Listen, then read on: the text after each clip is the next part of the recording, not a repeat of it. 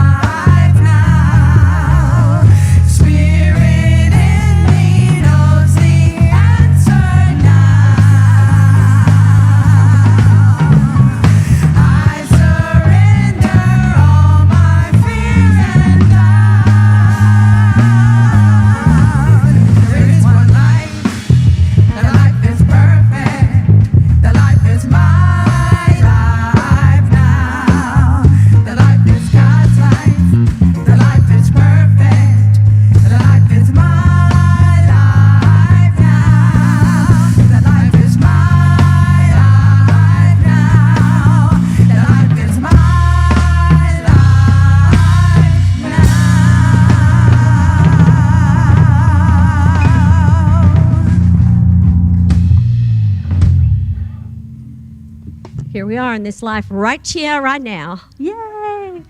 Hi, my name's Deirdre, and I'm going to be your platform person. And together, we're going to read our purpose statement. So, are you ready for this? Here we go. We are radically inclusive, spiritually progressive, transforming lives. And so it is. Amen. So, we would like to make sure that you are here next Sunday, which is July 27th, to experience candidate for associate minister and successor to Dr. Petra Weldes. Her name, the successor, is, be nice, yes. The person who we are going to meet and who is going to come next Sunday is Reverend Marquita Pierre McAllister. It begins with the Science of Mind class, followed by sharing her wisdom in her talk, and in her heart, through singing, for our celebration. She will be inspiring us to unleash the inner wellspring of power that lives within.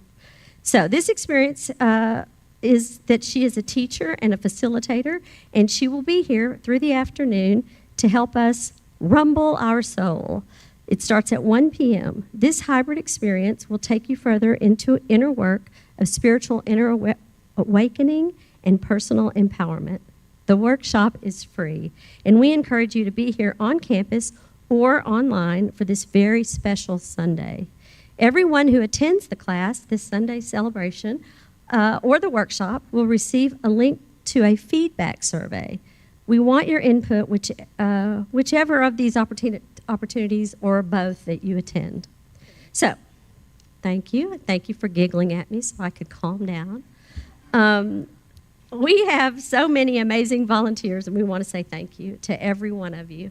CSL Dallas is growing, and it's time to celebrate our new volunteers, our longtime volunteers, and everyone in between. So we are throwing a special 1950s Rockin' Appreciation sock hop. Now, people like me, we know what that means, but some of you might be youngins, and perhaps you don't.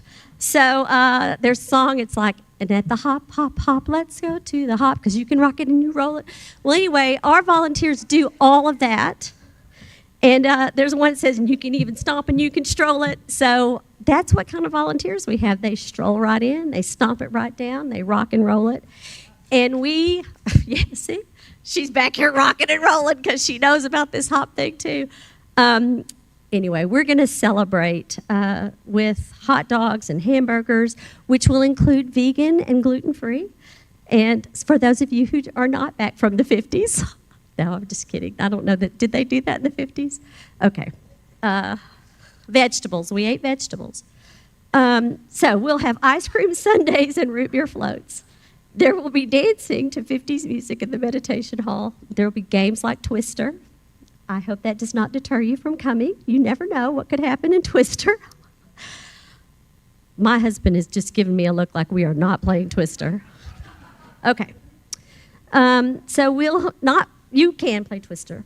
And musical chairs in the classrooms. There'll be Elvis movies and Happy Days on the TVs, and a whole lot of crazy pictures to take of each other. An extra option is to come in a poodle skirt. Yep, Candy's got one. Listen to her over there. You could have a pompadour, that's a hairdo in case you don't know, or dressed in your favorite 1950s themed outfit.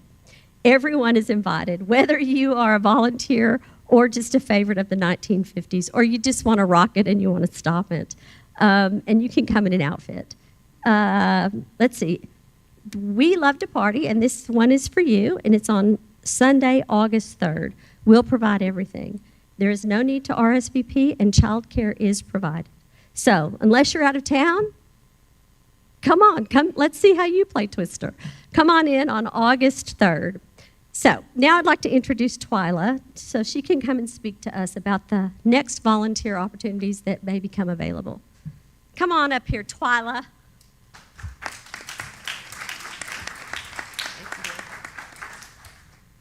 Good morning, everyone. I am the new lead volunteer for the kitchen.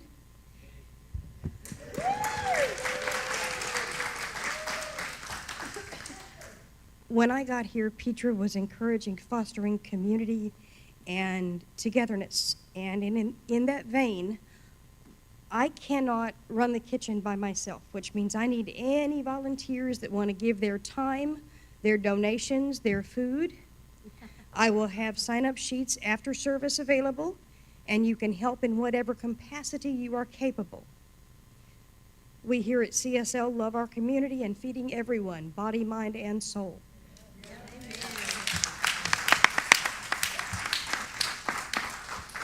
Thank you, Twyla. So now let's settle in to this morning with our music team, Candy, Willeen, and Glenda, and our amazing band, Brad, Jonathan, and Alex. And we're going to center with Dr. Tracy Brown.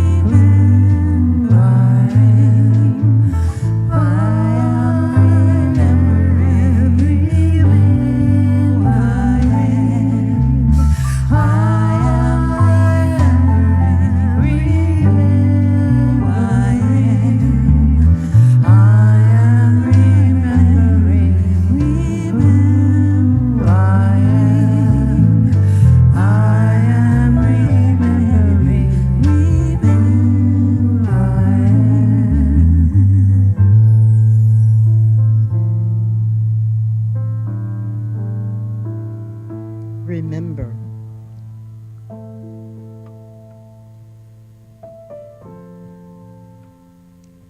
Go within and remember.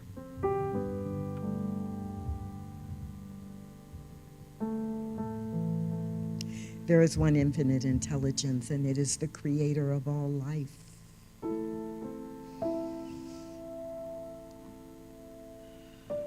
All life, all forms of life, not simply every human being, but every bird, every squirrel, every dog, every cat, every snake, every mountain, every sunshine.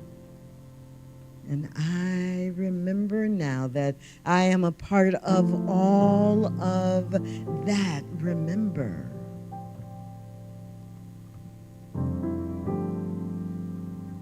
Feel into that remembering, and in silence in your own mind, just simply repeat,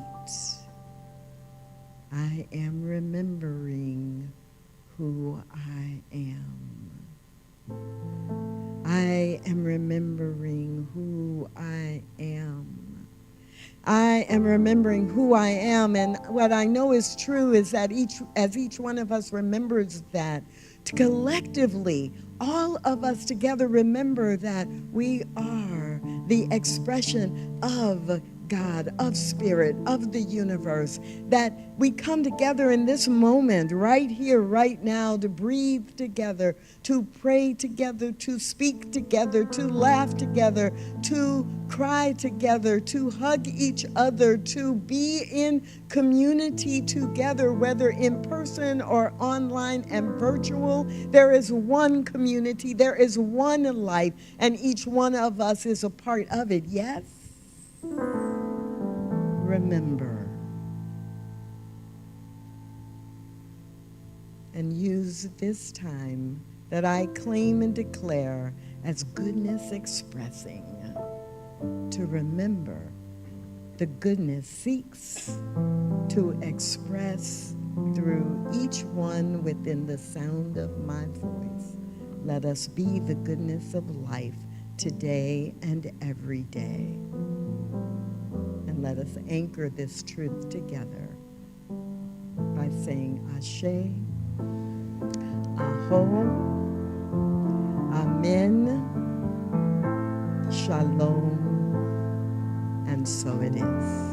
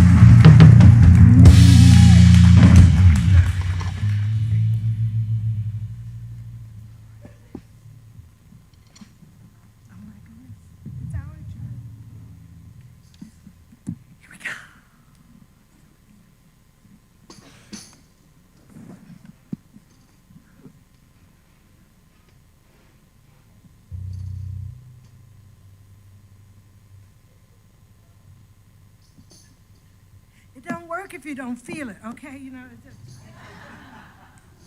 Good morning. 1, 2, 3, 4.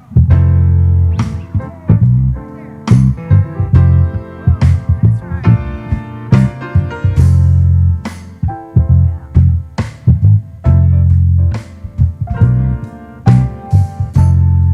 I know sometimes it's hard for you to clearly see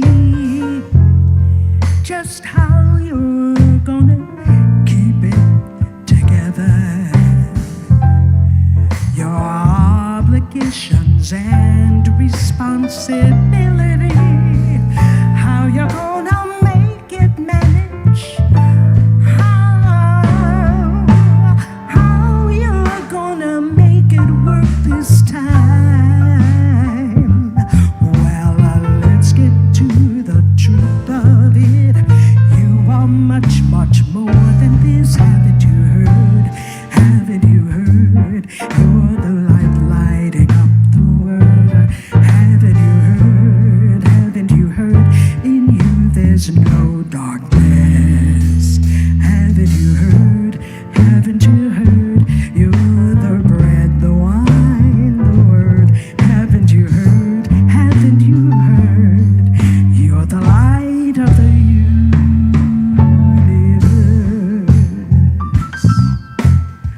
Oh, yes you are, yes you are.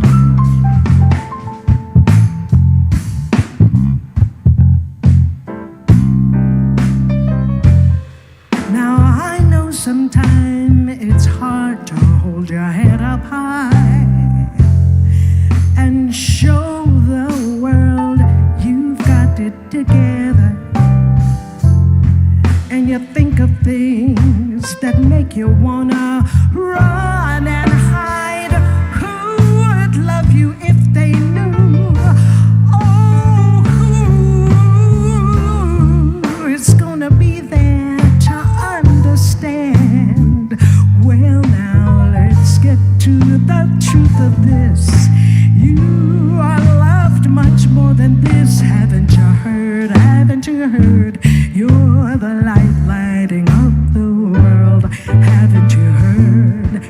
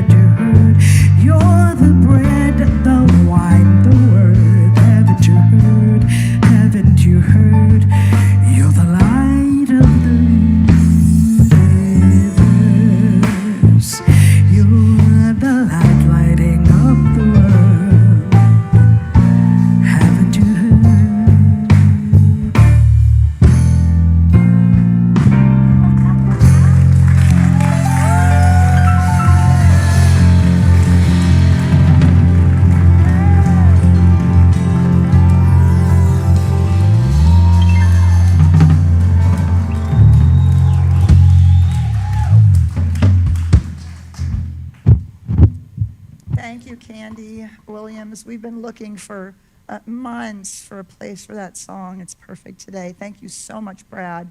We love you on the piano. Jonathan, we love your bass. Holy moly. Alex, you can come play for Matt anytime. Thank you so much. Beautiful. Haven't you heard? Haven't you heard? You're the wine, the bread, the word. Haven't you heard? Okay, so like that's sort of the end of the mushy, heartfelt, inspirational stuff for today.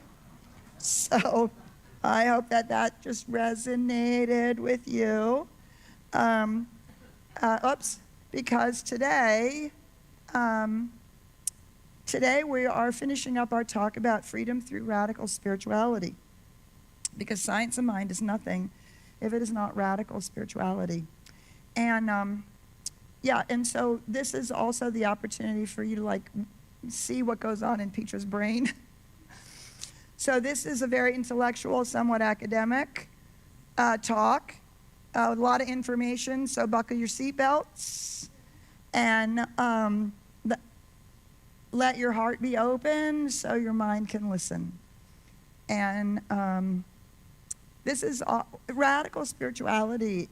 The reason science of mind is radical spirituality is because it bursts through the traditional, conventional paradigms that we've all grown up with. It bursts through the paradigms and worldviews that are an outpicturing of our biological evolution, that are an outpicturing of our religious evolution, that are an outpicturing of our psychological evolution as human beings, as humanity. And it is a continuation of what is the alternative strain in both religion and philosophy. And it is an opportunity to recognize what we're going to do today is we're going to really think about and talk about how do we break out of the old paradigms that we continue to hold, either subconsciously or maybe we think we can't think about these things, but I promise you that's not true. Every one of us has the ability to think about these things. And it is in the conscious use of our willingness to think through things that we shift the paradigms and we rewrite the patterns in our brain, not just of, oh, I'm not worthy, or, life is hard, not just those psychological patterns, but also the patterns of our brain that literally tell us how the world works, how life works, not just about our own human psyche, but actually what's real and what's going on. These worldviews, what we understand as paradigms, are the filters and the boxes through which we see everything. And I will tell you right up front, if you want to know what your paradigm is, if you want to know what your primary worldview is, listen to the words you use when you're not paying attention, when you're not trying to be aspirationally spiritual or psychologically perfect. But when you're just talking about stuff, things are going on, and you're working with it, and you're working with the people around you or your friends or here at CSLDallas, listen to the words you use. Because those words are the outpicturing of the paradigm that we're holding in our subconscious that we may not be aware of. And so this radical spirituality frees us from a dualistic materialism and a dualistic spirituality. So science of mind is a radical monism. And I've already had a number of people go, what does that mean? A couple people were like, monism, mono, one. Radical oneness. Right? But monism is the technical term. Surprisingly enough, there is one. Right? A technical term for this. But our monism is a radical monism, which you'll see all the way at the end as we work our way through. So we're gonna think about this radical monism, that science of mind is a radical monism. And we're going to explore what that means. So, but I'm going to help you out by starting out with a poem. This is a poem by Marie Howe, and it is in honor of Stephen Hawking. Sorry, no S on the end. It is entitled Singularity. Do you sometimes want to wake up to the singularity we once were? So compact, nobody needed a bed or food or money. Nobody hiding in the school bathroom or home alone, pulling open the drawer where the pills are kept. For every atom belonging to me as good belongs to you. Remember? There was no nature, no them, no tests to determine if the elephant grieves or calf, or if the coral reef feels pain. Trashed oceans don't speak English or Farsi or French. Would that we could wake up to what we were when we were ocean, and before that, to when sky was earth, and animal was energy, and rock was liquid, and stars were space, and space was not at all. Nothing. Before we came to believe humans were so important, before this awful loneliness. Can molecules recall it, what once was, before anything happened? No I, no we, no one, no was, no verb, no noun, only a tiny, tiny dot brimming with is,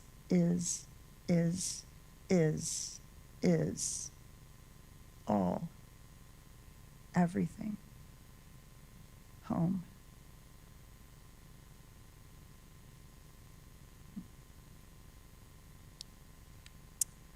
The singularity at the beginning of the Big Bang invites us to imagine the oneness in a whole different way.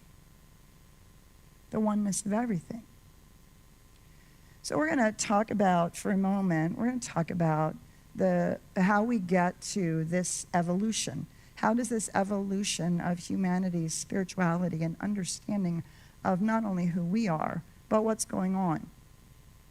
This evolution has been documented in lots of different ways and places, but the very first place that it was teased out of is actually the stories in the Bible, in the Hebrew Bible, in the pieces of ways in which people engaged with the world, with creation as a whole. So, wait a minute. That is not where I want to be. Hold on. Oh, that slide is way in the wrong place. Remind me, it's way at the beginning. So the first thing that people did for when we were in tribes or before we were in tribes, when we were living in small groups and basically working to survive as we were growing into what Homo sapiens as we are today, most of what was practiced all around the world was what's called animism. It is the belief that all natural objects, places, and creatures, including animals, plants, rocks, rivers, and even weather systems, possess a distinct spiritual essence or agency. Right? And we can sometimes feel that, can't we, when we go places?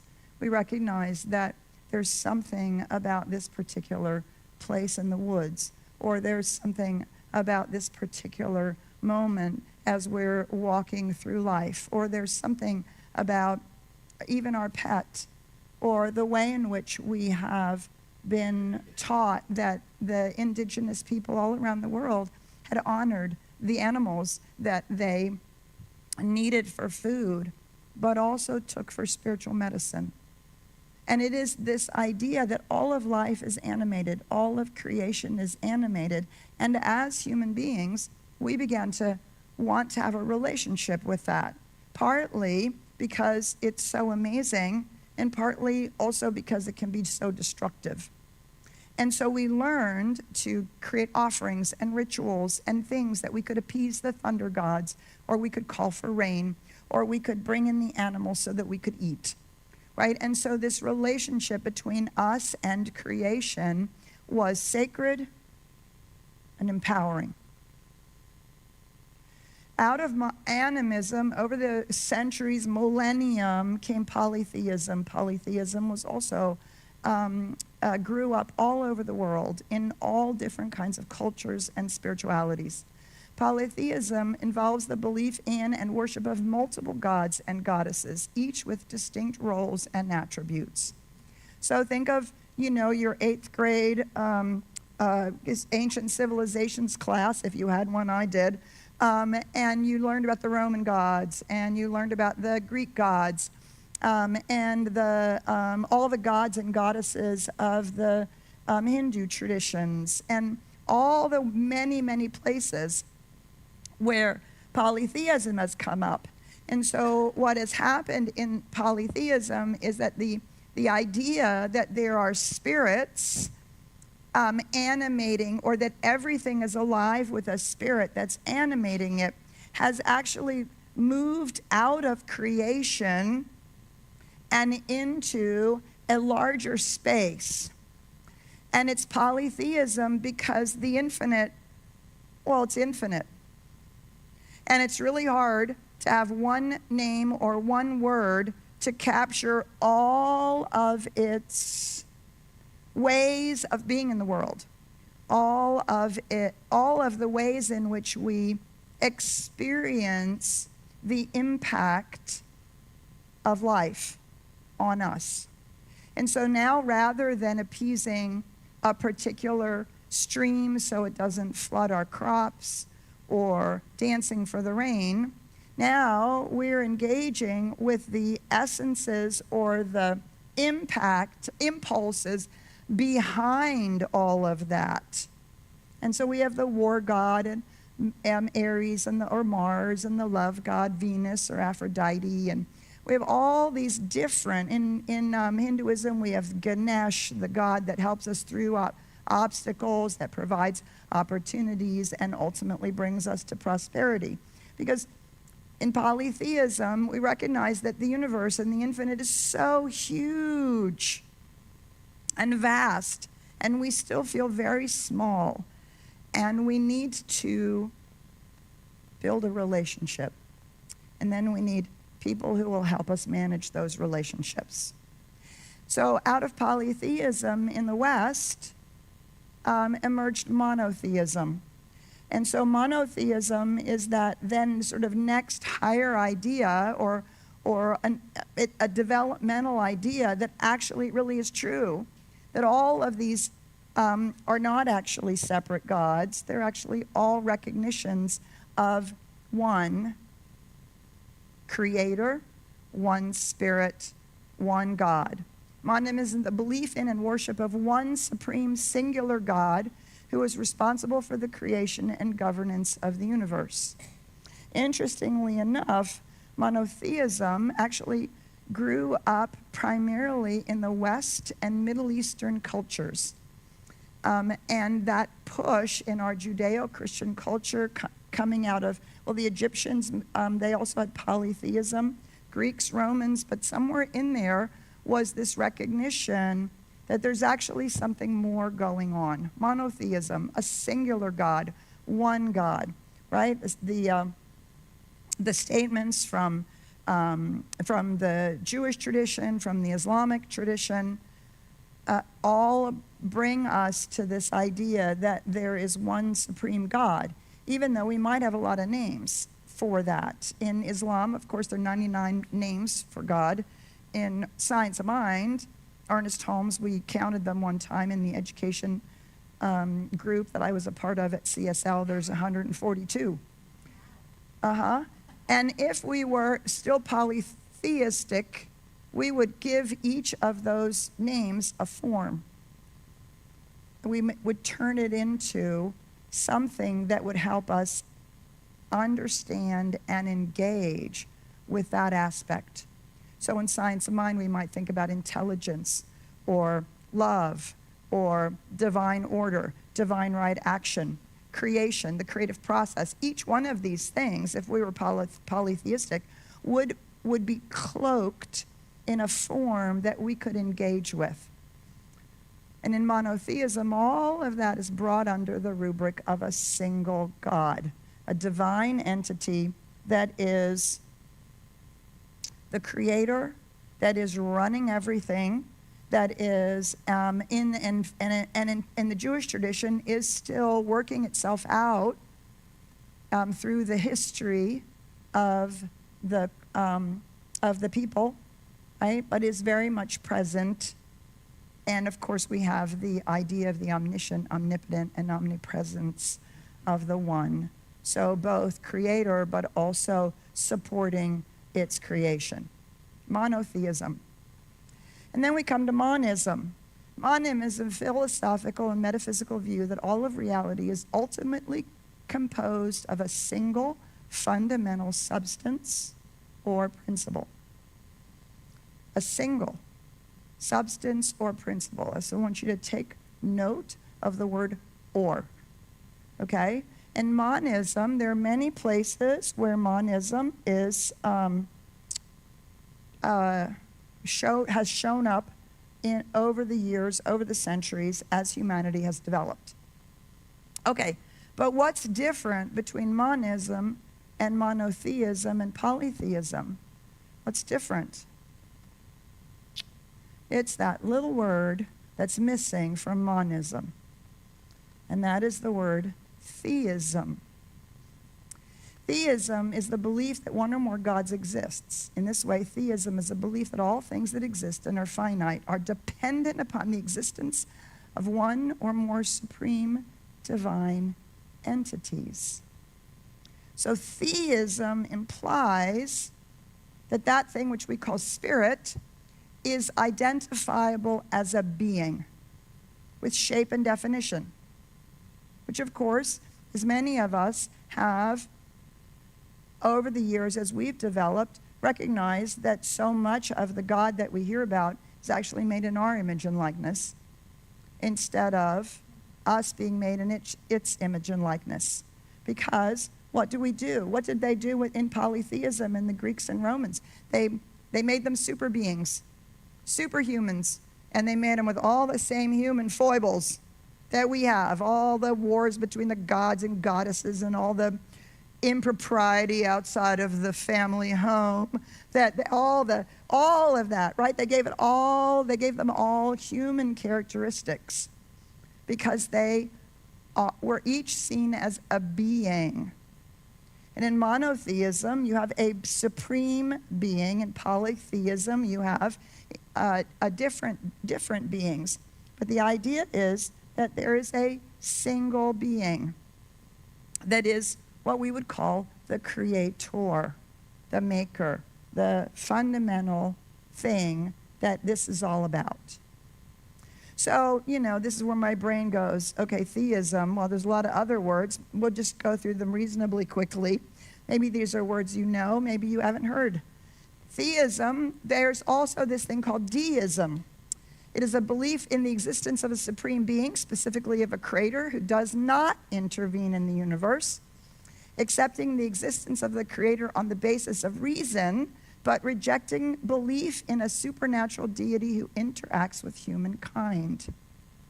So this is, if you've ever done any religious or philosophical studies, this is the idea of the God that has made the clockwork universe, wound it up, set it in motion, and then said, good luck, bye. Have at it. Interestingly enough, what you may or may not know is this is primarily mostly obviously practiced or became a belief system in the 17 and 1800s. In the 17 and 1800s, yes. Here in the United States, many of our founding fathers were deists.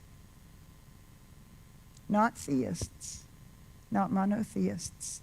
They were deists because they believed in the rationality of the human being and our ability to begin to be involved in what was going on, as opposed to simply praying to God or gods for help, for divine intervention. A deist does not believe in divine intervention. A deist understands it really is actually up to us. So many of our founding fathers it's embedded in our Declaration of Principles, Declaration of Independence. You can see that many of them are actually deists. So then we have to go on to, okay, well, what's atheism? Atheism is one thing, a lack of belief in gods. Atheism is not a belief system of itself. It is simply, I don't really think there's anything spiritual. So atheism is very close to just straight materialism. This is it. When you die, you go into the ground, that's it. Right? There's nothing else going on. Agnostic, which many of you have probably heard, is a person who believes that nothing is known or can be known of the existence or nature of God, or of anything beyond natural phenomena. A person who claims neither faith nor disbelief in gods or gods. Okay, so you know that jury's out, basically. Or, I notice that there are some people who get really involved in New Thought. They get so involved in this idea of oneness that they begin to talk about, well, you can't really know anything about God. And we're actually, when we start saying those words, we're actually becoming agnostic. Because in Science of Mind, we don't believe that. We believe there are things we can know about the infinite reality. There are things that we can not only know intellectually, deeply understand, but that we can actually experience through our spiritual practices, and that between the understanding and the experience comes a paradigm shift. So I encourage you not to continue to perpetuate this idea that we can't know anything about God. What we can't do is become the wholeness of the infinite reality. We can't grasp all of the transcendent mystery, but that does not mean we can't know or understand things about how this all works and what's really going on. So in the Science of Mind, we are not agnostic. And if you've heard the word humanism, those people who maybe are atheists may or may not be humanists. It's a system of thought attaching prime importance to the human rather than divine or supernatural matters. Humanist beliefs stress the potential value and goodness of human beings, emphasize common human needs, and seek solely rational ways of solving human problems. Coming right out of the Enlightenment and the scientific revolution, and the revolution of psychology, and in our philosophy, the revolution of mental science, the recognition that we can engage in all of this. So Science of Mind actually has a lot of compatibility with humanism, but without the lack of an understanding that there is a transcendent reality that we're a part of. Sometimes we can get caught in humanism as well. It's not a bad thing. It's just a recognition that when we are monotheistic or agnostic or humanistic, we are actually not fully in the paradigm that allows things to shift so dramatically that we know who we are. The bread, the wine, the word. Are you remembering who you are? All of these have within them a paradigm, an understanding of what's true about the human and what's true about the divine. In some cases, that there isn't one. But each one of these is a paradigm within which we work, in which we come to our understanding of life. The challenge is sometimes we move into New Thought. Sometimes we start building a positive attitude. We start learning the practices. We start doing all of these things. We start changing the words. But we don't realize that we have not yet changed the paradigm in which we're operating. And so let me just talk about a couple other places where we find monism. We certainly find monism in Buddhism and in many of the Hindu Vedantas. But Buddhism and Zen is, in many ways, a monism. It explores concepts that, particularly the understanding of reality and nature of the self. Right? In Buddhism, the self, the Atman, is the Brahman in form. There's no separation. There actually is no personal self in Zen Buddhism because it's all Brahman, the one, expressing through the individual. It does not adhere to a belief in a single eternal personal God. Buddhism emphasizes interconnectedness and the idea that all phenomena arises interdependently. Oneness, oneness, oneness, oneness, right? There are various schools of Hinduism that do the same. And if you read any of the Christian mystics, Meister Eckhart and Teresa of Avila and Hildegard of Bingen, people like this, they all have a deep strain of monism. Meister Eckhart says, no, it's not that there's only one begotten Son of the eternal Father. He says, no, the one Father is forever begetting the only begotten Son. Not only us, but all of creation. Right? And for that, he was called a heretic and burned at the stake. In the Greek, in the Western philosophical tradition, we also find this as the alternative strain of Western philosophy. The ones that are, when you go to a class in Western philosophy, there's a little, what shall we say, a little chuckle, a little, well, they believe this, but what did they know? These kinds of things. So we are heavily influenced, Ernest Holmes is heavily influenced by a philosopher named Plotinus, who was a Neoplatonist. He was really influenced by Plato, but he took it a step forward. It's a system where all reality emanates from a single transcendent source called the One. Emanates. Think about how you think about your oneness with Spirit. Do you see? Oneness with Spirit already implies duality, doesn't it? Think about how you think about how would you language and describe it? I think I've told you months ago that I had a teacher in practitioner training. And every one of our second steps of spiritual mind treatment got red X's. Red X's. Duality, duality, duality, duality. It was awful. But forcing us out of the paradigm that we are so embedded in, partly because we are physically separate, right? I'm here, you're there. Seems clear. Our biology tells us that we are separate. So we have to grow out of the paradigm, finding new metaphors, new ways of imagining something that our biology disagrees with.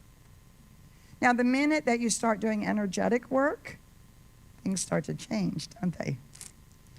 You start feeling and realizing all of that connection that's going on, all that's happening. And yet still, we can use words and metaphors that actually come out of our ongoing belief that we are somehow created by a creator, and then we have to get back to being in relationship with it. This is not what Science of Mind teaches. It's a great word to play with. Emanation.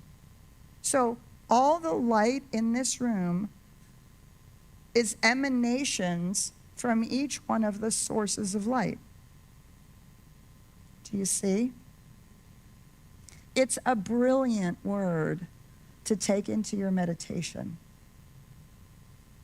If there's only one life, that life is God's life, and that life is my life now. We had somebody in class say, in our Troward class say, but I feel as though I have an indwelling God, an indwelling presence, but it doesn't feel like me. And I hear a lot of people say, well, I'm gonna tap into my higher self. And my higher self is always out here somewhere. Do you see?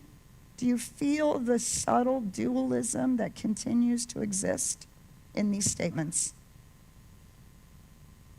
An emanation or an individualized expression, as Ernest Holmes said, right? They're fancy cerebral words, whatever.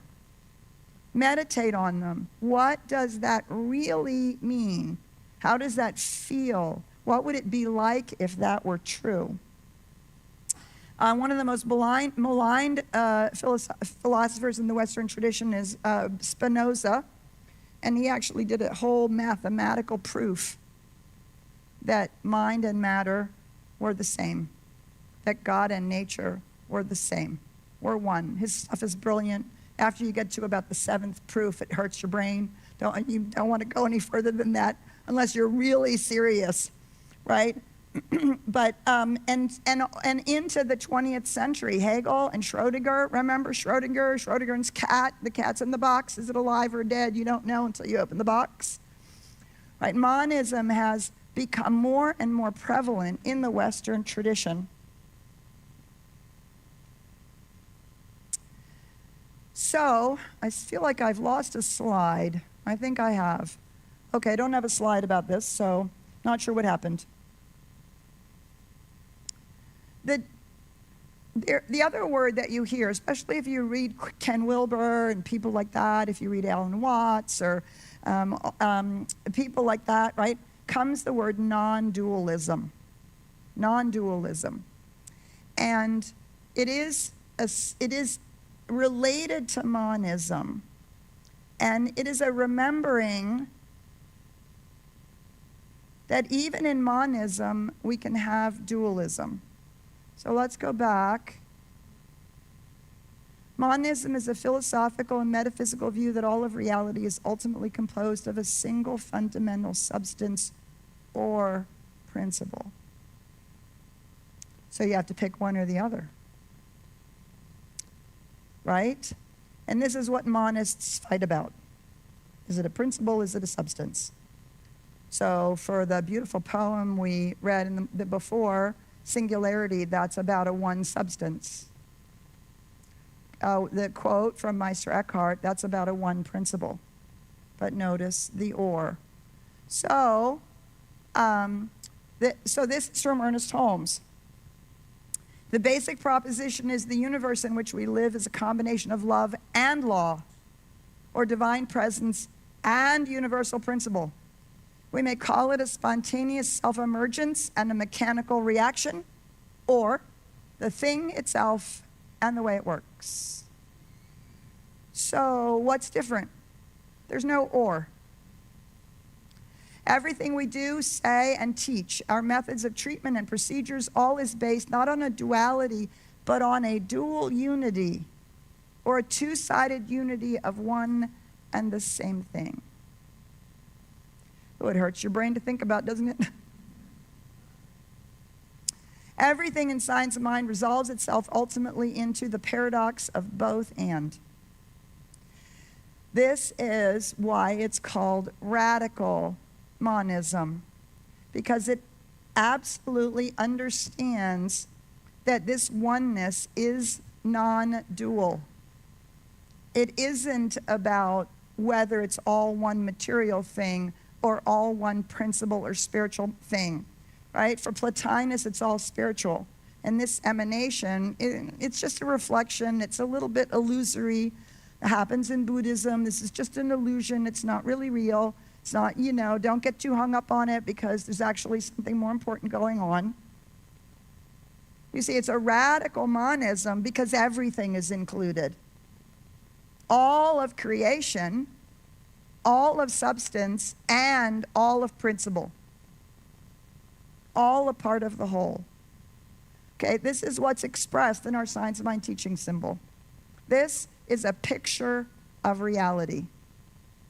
To help us remember that everything, anything that is a created thing and a non-created thing, principles, are all contained within the circle.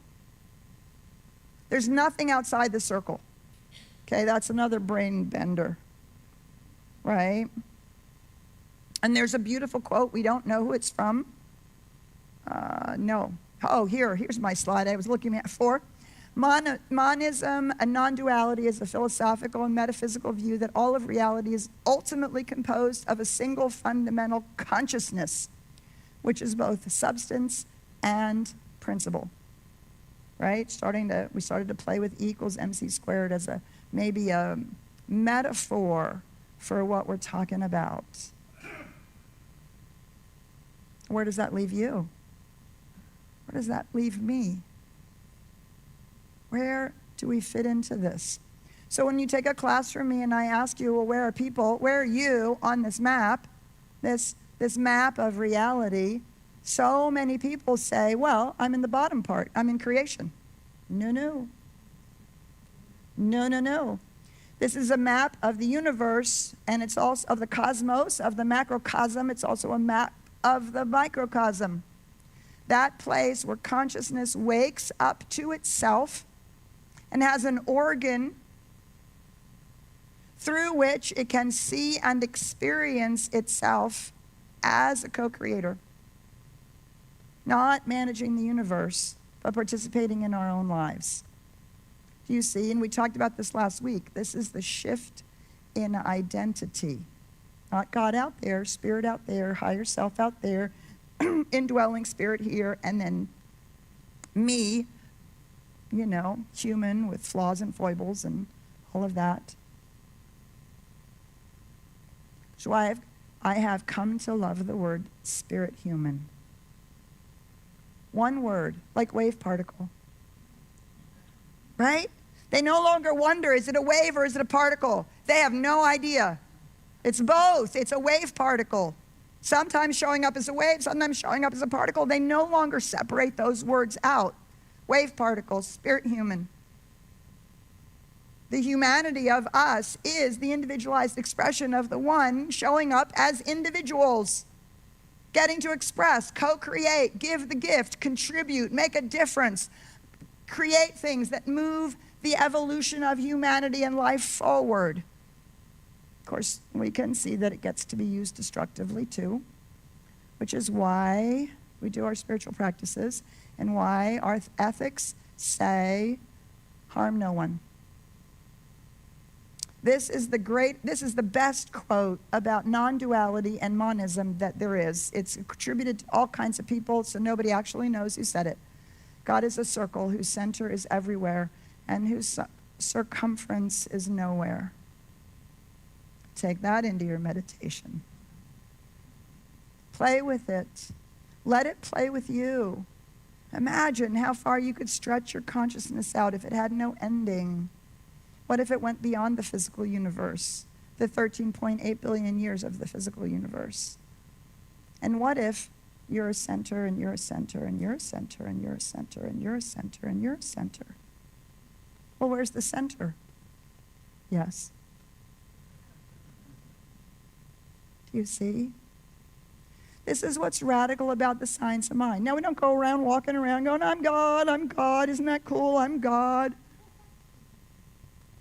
I may not be all that God is, but the infinite is all that I am. Do you see? Because we are individualized expressions of it. We're not the whole thing. The whole thing, oh my God, the whole thing is managing the universe. Really, that seems like way too big of a headache for me. It is keeping all of this going. And when we mess it up, it's having to deal with keeping it all going in lieu, and not in lieu of, taking into account that we're messing it up. And as we spiritually develop and we take our place as the bread, the wine, and the word, do you see, we align ourselves with the trajectory. And we say, I'm in. I'm in. Right? I'm in to making it work.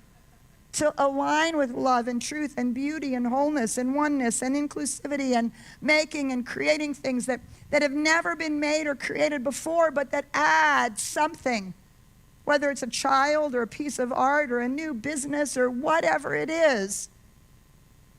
Do you see? We're adding to that infinite expression, we're adding to the unexpressed infinite. Otherwise, there would be no need for creation or any of us. Your words show what paradigm you live in. Pay attention. And this is why, sometimes I get criticized in classes and in relationships for being the word police. I'm not doing anything that I haven't spent 40 years practicing. And I'm doing it because I want you to hear what you're saying. And I want us to recognize every time that we think we're only human and that there's something out there that we have to become one with. It's already here. Do you remember? Do you remember who you are? If we really understood and lived in this knowing, when we really understand and live in this knowing, everything is available. Nothing is impossible. Healing racism, healing poverty, moving beyond all the greed that's creating climate change, making beautiful, beautiful contributions to our own life, our families' lives, our friends' lives, our community's life, our nation's life, the world, whatever it is, no matter how big or small. And when we recognize non-duality as the truth, there's nothing that's not worth loving. Nothing and no one that's not worth loving. So I'm going to close with this poem.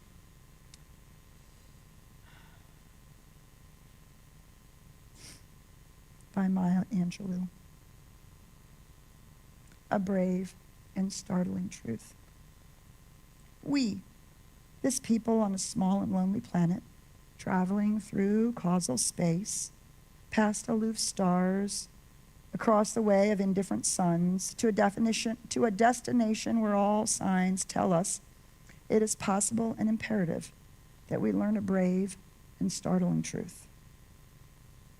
And when we come to it, to the day of peacemaking, when we release our fingers from fists of hostility and allow the pure air to cool our palms, when we come to it, when the curtain falls on the minstrel show of hate and faces sooted with scorn are scrubbed clean, when battlefields and coliseums no longer rake our unique and particular sons and daughters, rake them up with the bruised and bloody grass to lie in identical plots in foreign soil, when the rapacious storming of the churches, the screaming racket in the temples have ceased, when the pennants are waving gaily, when the banners of the world tremble stoutly in the good, clean breeze, when we come to it, when we let the rifles fall from our shoulders and children dress their dolls in flags of truth, when landmines of death have been removed and the aged can walk into evenings of peace, when religious rituals is not perfumed by the incense of burning flesh, and childhood dreams are not kicked awake by nightmares of abuse, when we come to it, then we will confess not that the pyramids, with their stones set in mysterious perfection, nor the gardens of Babylon hanging as eternal beauty in our collective memory, nor the Grand Canyon kindled into delicious color by western sunsets, nor the Danube flowing its blue soul into Europe, not the sacred peak of Mount Fuji stretching to the rising sun, neither Father Amazon nor Mother Mississippi, who, without favor, nurture all creatures in the depths and on the shores. These are not the only wonders of the world.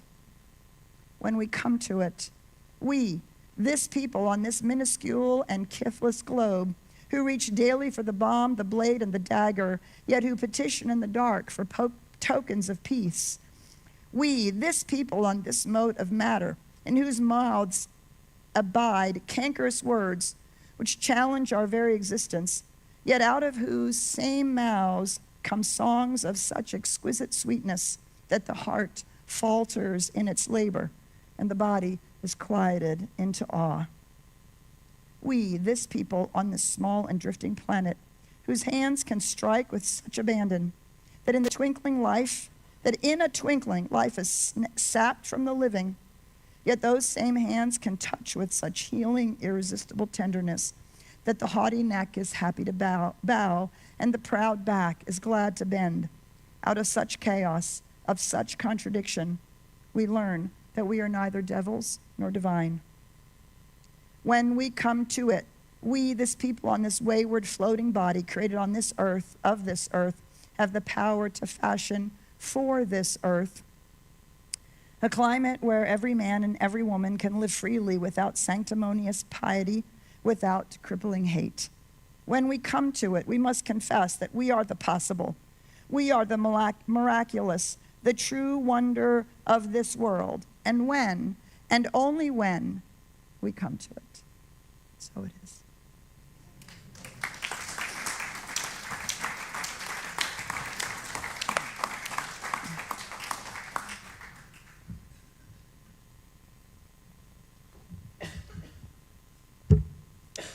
All right, here we are with the and, not either or.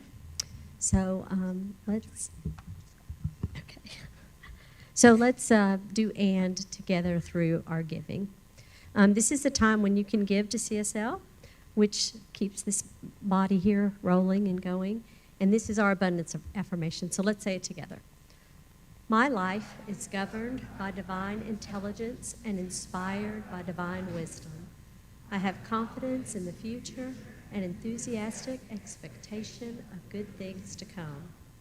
We let the originality of spirit permeate our entire consciousness. We know this time brings greater abundance, success, and peace to CSL Dallas, our community, and our world. And so it is. So they'll pass the baskets. You can either give in the basket, you can give online, you can do it through the chat and go to a link if you're online with us right now.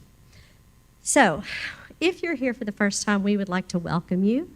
Welcome to the Oneness and the wonder. When I say one, you say Durful, wonderful. Okay, that was so 1950s, just forgive me. So if you haven't already received a welcome gift, please make sure to visit one with our greeters at the door. They will be happy to get it for you, and inside you will find a Connect card. Make sure that you fill this out so we can know, we can get in touch with you, and you'll know about all our events and activities here at CSL Dallas. And for those online, there's a link that you can do. It's a Connect card, and it's being posted. Once you fill this out, you will receive our digital gift by email. So, if you love doing light movement, I think of like Tai Chi, that's probably not Tai Chi, but light movement, or a sound bath. We've had a sound bath here at Easter. The woman did her bowls, and I was bathed in the sound, so that's sort of a sound bath, or that is a sound bath. If you'd like to have light movement and sound bath along with guided meditations and spiritual exercises, come explore and connect with others in the Soul Science that is happening on Friday, October, man, I got to get through August. This is happening on Friday, August 1st at 7 p.m. Our very own audiovisual team, along with Ryan Brown and Trey Valentine, are coming together to deliver a multi-sensory event. So you can get ready for an incredible evening of visual, sound, movement, and authentic connections. Early bird tickets, the pricing ends today, so make sure you get them today, get them now, by heading over to CSLDallas.org and clicking on the events page and selecting the special events section. This is the AV team doing, heck, it sounds like a psychedelic thing without the drugs, so come on in. Also, we have a special guest today. It's Principal Singh, and he comes from Gooch Elementary. And many of you have been donating for years, and we're so happy to have him come, and let's love on him. Come on up, Principal Singh.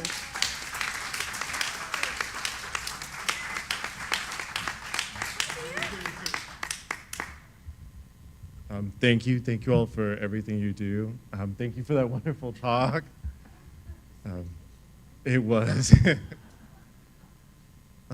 really, over at Gooch, we're a Title I school, which means 90% of the school is economically disadvantaged. We have some neighborhood kids, but a lot of kids come from apartments or working parents that they work in the neighborhood or around here, but drop their kids off. And things that we do are impossible without your help and assistance. Everything you do means so much. The garden renovation looks amazing. We're going to do some touch-ups. Thank you. But even after they did it, the next Monday we had the chance, the kids were out there already. So, and it's really nice. They're still out there. There's big trees. So even though it's August, we imagine that they'll be out there. But the uniform drives is such a huge level of the playing field for them.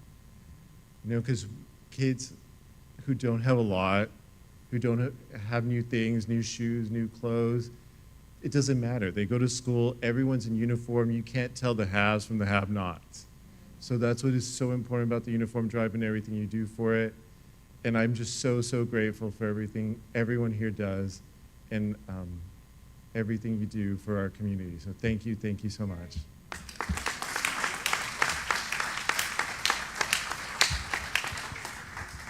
Thank you, Mr. Singh, or Doctor, or thank you, Principal Singh.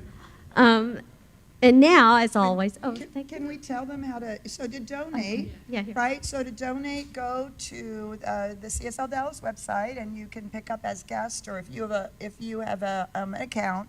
And then when you go to donate, you'll put in money, $50 per uniform. Certainly you can buy more than one, and then go to the drop-down menu. So there's going to be which fund, and choose Gooch Uniform Drive, okay? So do that today, all through the week, and I think next Sunday will be our last week. We also have a table. Oh, good. It's a QR code. You can come by the table after service and sign. Go ahead and. Am I on? Yep. Good. We do have a table, and I'll be out there. You can scan the QR code and donate to the Gooch Elementary Drive. And thank you for being here. Thanks, Willeen. Yes, thank you all for being. Let's stand up and be in community together through song.